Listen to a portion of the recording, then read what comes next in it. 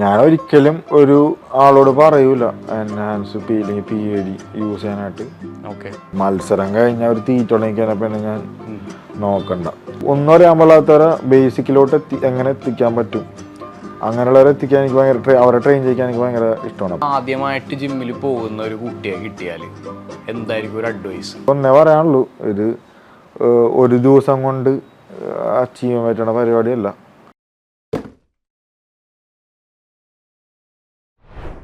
ഒരു professional journey ഇപ്പോൾ നമുക്ക് ഏറെക്കുറെ ക്ലിയറായി. പക്ഷേ ഇനി നമ്മളധികം ആർക്കും അറിയാൻ പാടില്ലാത്ത ഒരു കാര്യവും കൂടി ഷെട്ടിബായി തുടങ്ങാൻ പോണ്. Iron temple. നമ്മളുടെ എല്ലാവർക്കും, എനിക്ക് തോന്നുന്നു ജിമ്മിൽ പോണ എല്ലാവർക്കും ആഗ്രഹം ഉണ്ടാവും ഒരു ജിം തുടങ്ങണമെന്ന്. അങ്ങനെ ഷെട്ടിബായി ഫോർട്ട് കൊച്ചിയിലെ ബിഗ്ഗസ്റ്റ് ജിം എന്ന് പറഞ്ഞ് മാർക്കറ്റ് ചെയ്യുന്ന അയൺ ടെമ്പിൾ ഒട്ടും വൈകാതെ തന്നെ റിവീലാവാൻ പോണ്. അപ്പോൾ അതിലോട്ടുള്ള ജേണി അതെന്താണ്, അതിലെന്താണ് പ്രത്യേകത? നമ്മൾ ബോഡി ബിൽഡിങ്ങിലോട്ട് വന്ന് ഞാനൊരു ഇത്ര നാളെ വന്നതിന് ശേഷം പിന്നെ ഞാൻ പിള്ളേരെ ട്രെയിൻ ചെയ്യിക്കാൻ തുടങ്ങി. അതായത് ഈ ഗ്യാപ്പ് വന്നപ്പോഴത്തേക്കും കുറച്ചാൾ ഞാൻ ബ്രേക്ക് എടുത്തപ്പോഴത്തേക്കും ഓരോ പിള്ളേരെ ട്രെയിൻ ചെയ്യിക്കാൻ തുടങ്ങി. ആദ്യം എനിക്ക് ട്രെയിനിങ്ങിനോട് താല്പര്യമില്ല. എന്ന് വെച്ചാൽ നമ്മൾ പ്രൊഫഷണലായിട്ട് ചെയ്യുമ്പോൾ നമുക്ക് ട്രെയിനിങ് നടക്കൂല, വേറെ ആൾ ട്രെയിൻ ചെയ്യൽ നടക്കൂല. എന്ന് വെച്ചാൽ നമ്മുടെ ഫോക്കസ് പോവും. ജിമ്മ് തുടങ്ങണമെന്നുള്ള എല്ലാ ബോഡി ബിൽഡർമാരുടെ ആഗ്രഹമാണ്. പക്ഷേ എനിക്കിങ്ങനെ ടെൻഷൻ അടിക്കണം, പ്രഷർ എടുക്കണം എന്ന് ഇഷ്ടമല്ല. എനിക്ക് എൻ്റെ ആ ഒരു കോമ്പറ്റീഷന് വേണ്ടിയിട്ട് എടുക്കുന്ന ആ സ്ട്രെസ്സും പ്രഷറും മാത്രമേ എനിക്ക് പറ്റുള്ളൂ. വേറെ ടെൻഷൻ അടിക്കാൻ എനിക്ക് ഇഷ്ടമല്ല. അപ്പോൾ ഈ ജിമ്മ് തുടങ്ങണമെന്ന് വെച്ചാൽ ടെൻഷനാണ് എനിക്കറിയാം. ബിസിനസ്സാണത്.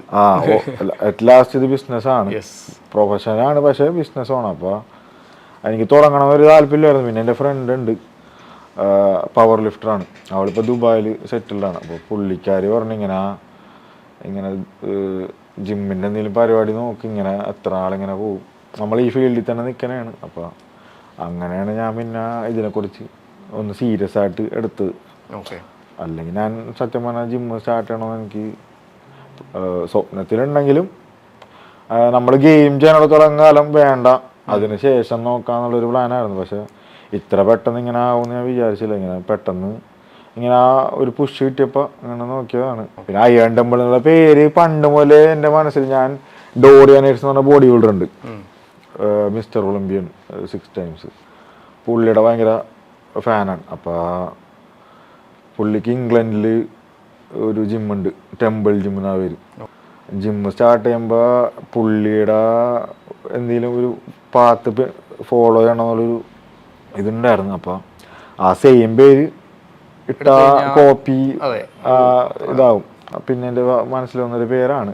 അതിനുശേഷം ഞാൻ കുറേ പേര് നോക്കി, പക്ഷേ സാറ്റിസ്ഫാക്ഷൻ കിട്ടണില്ല.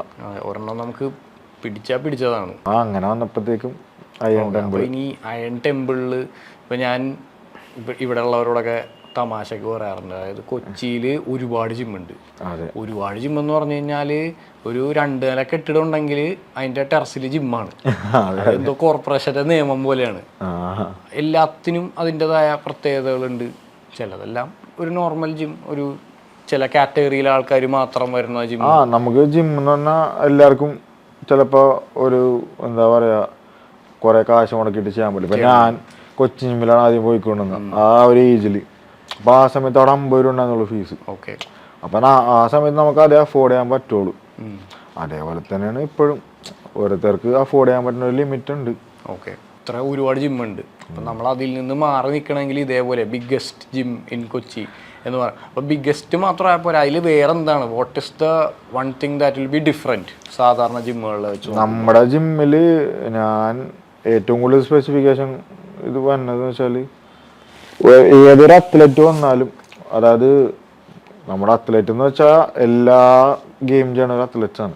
അതായത് ബോക്സിങ് ആയിക്കോട്ടെ, അല്ലെങ്കിൽ ക്രിക്കറ്റ് ആയിക്കോട്ടെ, എന്തോ ആയിക്കോട്ടെ, എല്ലാം ഫിസിക്കലി നമുക്ക്. അപ്പോൾ എല്ലാ ഫിസിക്കൽ ഗെയിം ചെയ്യണവർക്കും സ്ട്രെങ്ത് ട്രെയിനിങ്ങും അതേപോലെ തന്നെ ഫിറ്റ്നസ് എന്തായാലും വേണം.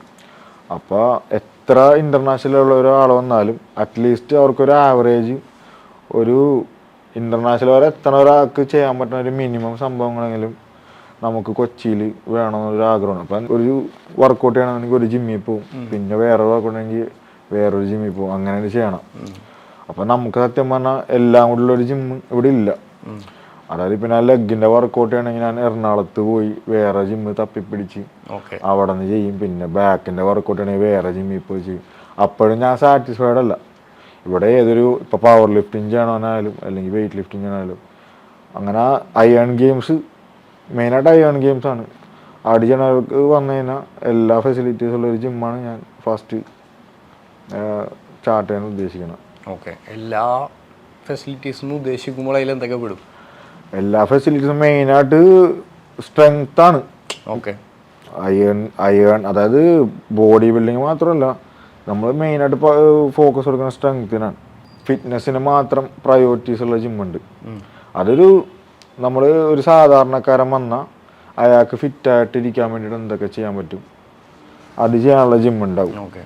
പക്ഷേ ഒരു അത്ലറ്റിനെ വെച്ച് നോക്കുമ്പോൾ അയാൾ സാധാരണക്കാരനല്ല, അയാൾ അഡ്വാൻസ്ഡ് ആണ്. അപ്പോൾ അഡ്വാൻസ്ഡ് ആയിട്ടുള്ളൊരു ഹ്യൂമനെ വെച്ച് നോക്കുമ്പോൾ അഡ്വാൻസ്ഡ് ആയിട്ടുള്ള മെഷീൻസും വേണം. അങ്ങനെയുള്ള കാര്യങ്ങളാണ് കൂടുതൽ ഞാൻ പ്രയോറിറ്റി. പ്രൊഫഷണലി ഓറിയന്റഡ് ആയിട്ടുള്ള മെഷീൻസും ഫെസിലിറ്റീസും ആയിരിക്കും ടെമ്പിളിൽ ഉണ്ടാവുന്നത്. അതെ, തീർച്ചയായിട്ടും. വേറൊരു ഇപ്പം നേരത്തെ ഷെട്ടിബായി മറ്റേ സോഷ്യൽ മീഡിയയുടെ കാര്യം പറഞ്ഞല്ലോ. ഇപ്പൊ ഒരുപാട് ട്രെൻഡിങ് ആയിക്കൊണ്ടിരിക്കുന്ന ഒരു കാറ്റഗറി ഓഫ് ആൾക്കാർ നമ്മൾ ഇൻഫ്ലുവൻസേഴ്സ് എന്ന് പറയുന്നത് എല്ലാ ഫീൽഡിലും ഉണ്ട്. മാർക്കറ്റിംഗ് നല്ലൊരു കാര്യം തന്നെയാണ്. പക്ഷെ അതിൽ ഇപ്പൊ കയറി വന്ന ഒരു ഫീൽഡാണ് ഈ ഇൻഫ്ലുവൻസേഴ്സ്. ഫിറ്റ്നസ് ഇൻഫ്ലുവൻസേഴ്സ് ഉണ്ട്. അവരെ പറ്റി എന്താണ് ഒരു ഓണസ്റ്റ് റിവ്യൂ? നമുക്കറിയാം ജനറലൈസ് ചെയ്യാൻ പാടില്ല എന്നാണ്. ബട്ട് നല്ലവരുണ്ടെങ്കിൽ നല്ലവരെയും പറ്റി പറയാം. അതാവുമ്പോൾ നമുക്ക് നമ്മളെ ഫോളോവേഴ്സിന് അതും കാണാം. അങ്ങനെ ആരെങ്കിലും ഉണ്ടോ? അല്ലെങ്കിൽ അല്ല, ഞാനും ഈ പറഞ്ഞ പോലെ ഇൻസ്റ്റാഗ്രാമിൽ ഇങ്ങനെ നോക്കുമ്പോ നമ്മളിങ്ങനെ സ്ക്രോൾ ചെയ്തോണ്ടിരിക്കുമല്ലോ. അപ്പൊ ഫിറ്റ്നസിനെ പറ്റി ആരെന്ത് പറഞ്ഞാലും നമ്മളെ കേൾക്കും പക്ഷെ നമ്മളെ എടുക്കൂല. ഇപ്പൊ ഞാൻ പറയും പലർക്കും പല ഐഡിയ. ഇപ്പൊ എൻ്റെ ഇതെന്ന് വെച്ചാല് ഞാനൊരു ബോഡി ബിൽഡറാണ്, പ്രൊഫഷണലായിട്ട് ചെയ്യുന്ന ഒരാളാണ്. അപ്പൊ എനിക്കെന്താണ് വേണ്ടതെന്നുള്ളതാണ് ഞാൻ നോക്കണത്. പക്ഷെ ഒരു സാധാരണ ഒരാൾ നോക്കുമ്പോഴത്തേക്കും അയാൾക്ക് ഫിറ്റ്നസ്, എനിക്ക് വയറ് കുറക്കണം അല്ലെങ്കിൽ ഇങ്ങനെ ഫിറ്റ് ആവണം, അതിന് വേണ്ടിയിട്ട് എന്ത് വേണമെന്നുള്ളതാണ് അയാൾ നോക്കണത്. അപ്പോൾ എല്ലാവരുടെയും കാഴ്ചപ്പാട് വ്യത്യാസമുണ്ട്. അതേപോലെ പല പല രീതിയിലുള്ള ഫിറ്റ്നസ് ഇൻഫ്ലുവൻസേഴ്സ് ഉണ്ട്. ചിലവർ പറയും ഞാൻ നാച്ചുറലാണ്, ഞാൻ ഇങ്ങനെയാണ്.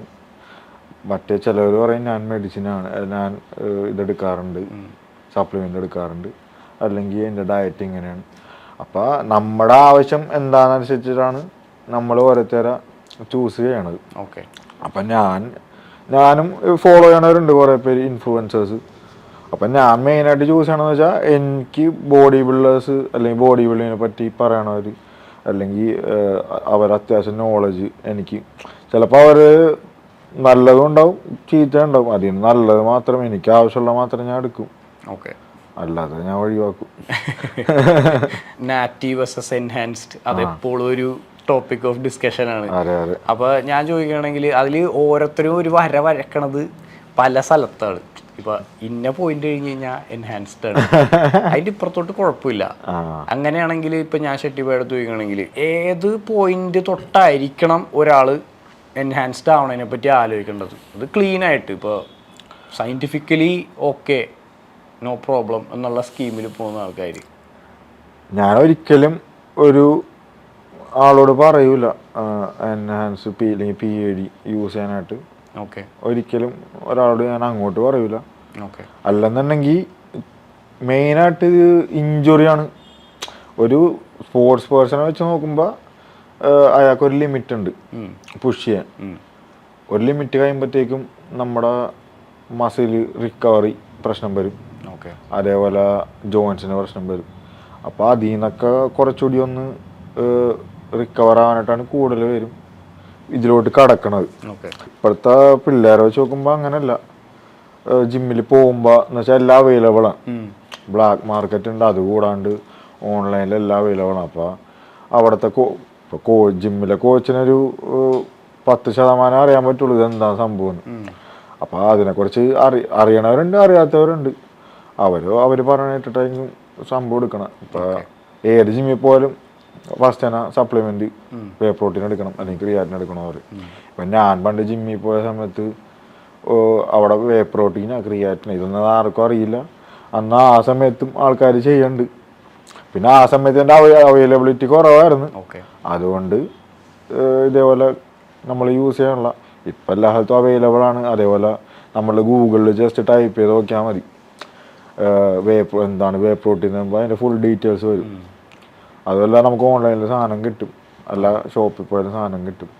വേ പ്രോട്ടീൻ്റെ ഒക്കെ കാര്യം പറയുമ്പോൾ ഒരുപാട് മിസ്കൺസെപ്ഷൻസ് ഉണ്ട്.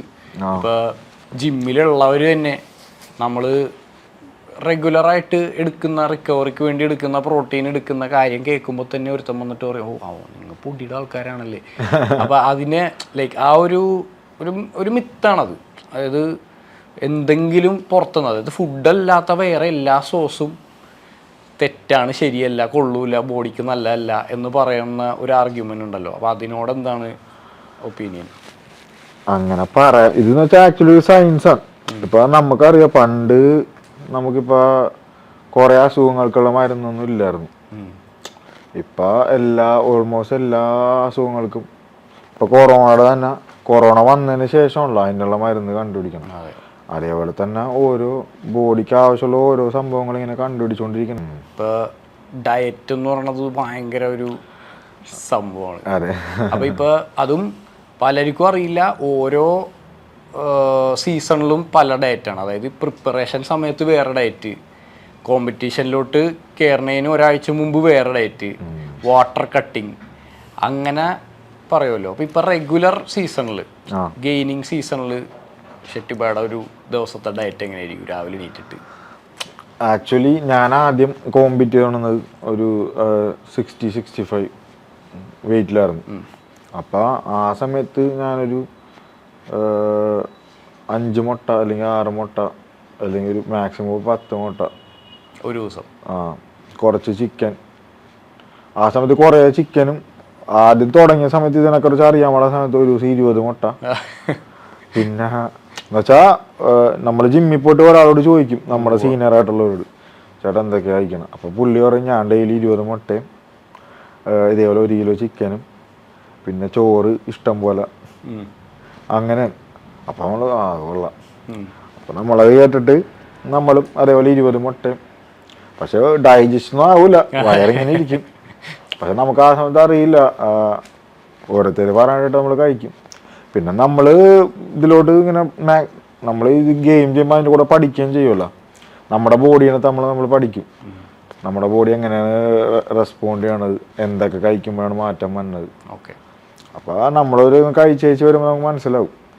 നമ്മൾ പിന്നെ അപ്പോൾ 10-15 വർഷം മേലായി. അപ്പോൾ എൻ്റെ ബോഡി കുറേയൊക്കെ ഞാൻ പഠിച്ചിട്ടുണ്ട്, ഇനി പഠിക്കണം. നമ്മൾ 40% വർക്കൗട്ടും ബാക്കി 60% ഡയറ്റുമാണ്.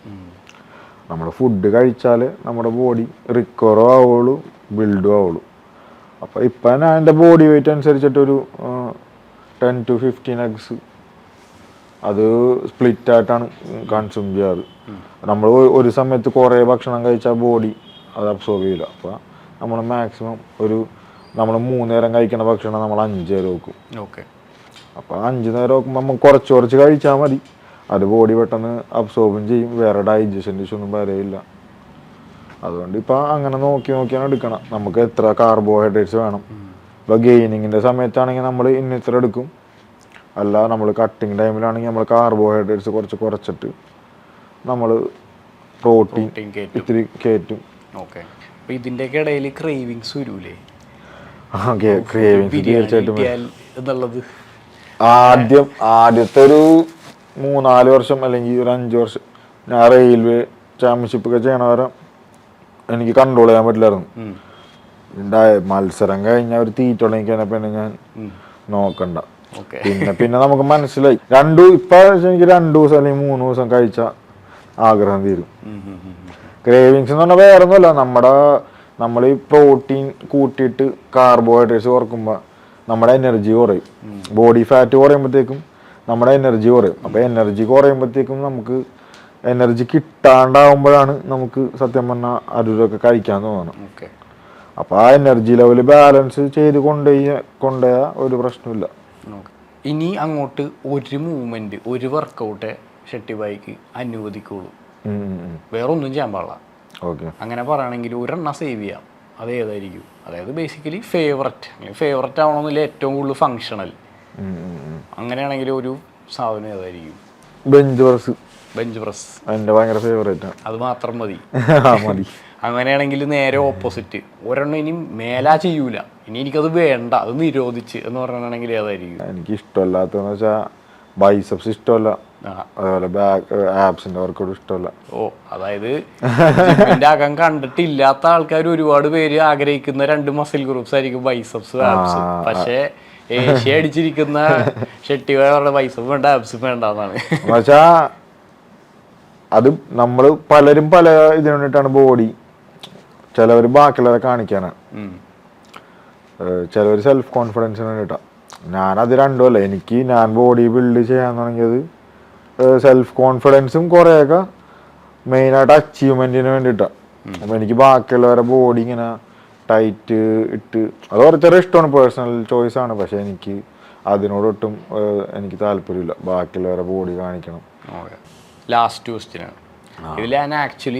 ഞാൻ പ്രിപ്പയർ ചെയ്ത് എങ്ങനെയാണെന്ന് വെച്ച് കഴിഞ്ഞാൽ, ഇപ്പോൾ ആദ്യമായിട്ട് ജിമ്മിൽ പോകുന്ന ഒരു കുട്ടിയെ കിട്ടിയാൽ എന്തായിരിക്കും ഒരു അഡ്വൈസ്? ജനറലായിട്ടുള്ള അഡ്വൈസ്. പക്ഷേ ഞാനത് തിരുത്തി, ഇച്ചിരി ട്വിസ്റ്റ് വരുത്തി. അതായത് നമുക്ക് ടൈം ട്രാവലർ കിട്ടിയേക്കാണ്. കൊച്ചിൻ ജിമ്മിലേക്ക് ആദ്യമായിട്ട് കയറാൻ പോകുന്ന അശ്വിൻ ഷെട്ടി മുമ്പിലുണ്ട്. ഇപ്പം ഇവിടെ നിൽക്കുന്ന അശ്വിൻ ഷെട്ടി ആ കുട്ടിയെ നോക്കിയിട്ട് എന്തായിരിക്കും അഡ്വൈസ് ചെയ്യണത്? അത് ചില കാര്യങ്ങൾ ചെയ്യരുത്, അല്ലെങ്കിൽ ഇന്ന ആൾ പറഞ്ഞത് വിശ്വസിക്കരുത്, അങ്ങനെ ഒരു ഓപ്പർച്യൂണിറ്റി കിട്ടിക്കഴിഞ്ഞാൽ എന്തായിരിക്കും അഡ്വൈസ്? എനിക്ക് മോസ്റ്റ്ലി ജിമ്മിൽ ഞാൻ ട്രെയിനറായിട്ട് നിൽക്കുന്ന സമയത്ത് എനിക്ക് ഏറ്റവും താല്പര്യം ബിഗിനേഴ്സായിട്ടുള്ള പിള്ളേരെ ചെയ്യിക്കാനാണ്. ആണോ ആയിക്കോട്ടെ പെണ്ണോ ആയിക്കോട്ടെ. അതായത് ഒട്ടും അഡ്വാൻസ് അല്ലാത്ത ഇതിനെക്കുറിച്ച് ഒരു കാര്യങ്ങളും അറിയാത്ത പിള്ളേരെ അവരുടെ പ്രോഗ്രസ് കാണാനും അവരെ പെർഫോമൻസിലോട്ട് എത്തിക്കാനും, എന്ന് വെച്ചാൽ ഒരു ബേസിക് ഒന്നും അറിയാൻ പാടില്ലാത്തവരെ ബേസിക്കിലോട്ട് എങ്ങനെ എത്തിക്കാൻ പറ്റും, അങ്ങനെയുള്ളവരെ എത്തിക്കാൻ എനിക്ക് ഭയങ്കര അവരെ ട്രെയിൻ ചെയ്യിക്കാൻ എനിക്ക് ഭയങ്കര ഇഷ്ടമാണ്. അപ്പോൾ അവരോട് എനിക്ക് ഒന്നേ പറയാനുള്ളൂ, ഇത് ഒരു ദിവസം കൊണ്ട് അച്ചീവ് ചെയ്യാൻ പറ്റണ പരിപാടിയല്ല, അല്ലെങ്കിൽ ഒരു മാസം കൊണ്ട് പറ്റണമല്ല.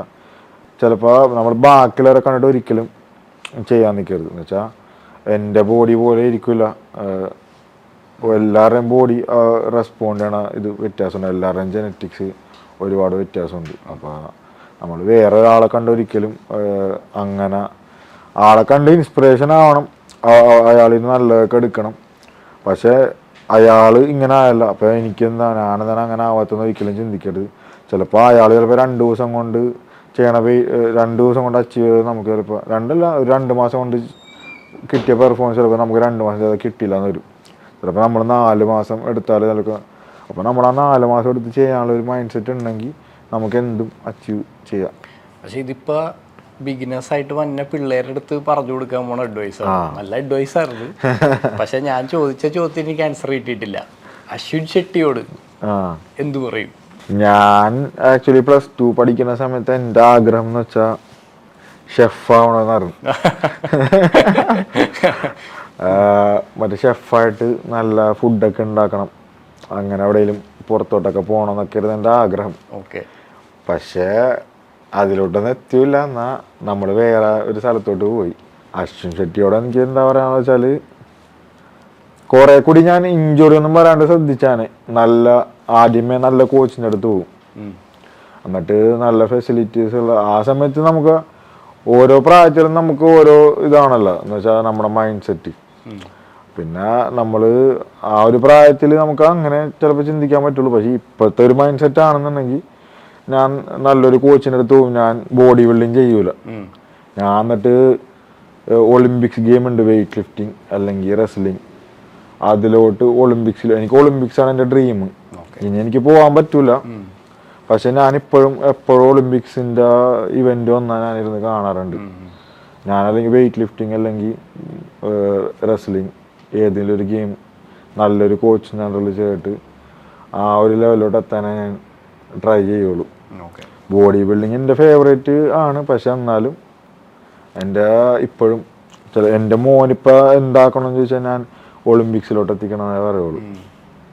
അപ്പോൾ അതാണ് ഒളിമ്പിക്സ് ആയിരുന്നു എൻ്റെ ഡ്രീം. എന്ന് വെച്ചാൽ എല്ലാവർക്കും എത്തിപ്പെടാൻ പറ്റൂല. വളരെ സ്പെഷ്യൽ ആയിട്ടുള്ളവർക്ക് മാത്രമേ അവിടെ എത്തിപ്പെടാൻ പറ്റുള്ളൂ. അപ്പോൾ അത് അതിലോട്ട് തിരിച്ചേനെ. അതെ, ഉറപ്പായിട്ടും. ഓക്കെ. ഭാവിയിൽ സ്വന്തമായിട്ട് പോകാൻ പറ്റിയില്ലെങ്കിൽ അയൺ ടെമ്പിളിൽ നിന്നോ അല്ലെങ്കിൽ ഇപ്പോൾ പറഞ്ഞ പോലെ മോൻ അങ്ങോട്ട് എത്താൻ പറ്റട്ടെ എന്ന് ഞാൻ അറിയില്ല, ആരാണെങ്കിലും ഒളിമ്പിക്സ് അല്ലേ, ആർക്കും കൂടെ പോകാലോ. അപ്പോൾ all the best. Thank you. ഒരുപാട് സന്തോഷമുണ്ട്. Thank you. ഇനി ബാക്കിയുള്ളത് നമുക്ക് അയൺ ടെമ്പിൾ വെച്ച് കാണാം. തീർച്ചയായിട്ടും. Thank you. ഓക്കെ.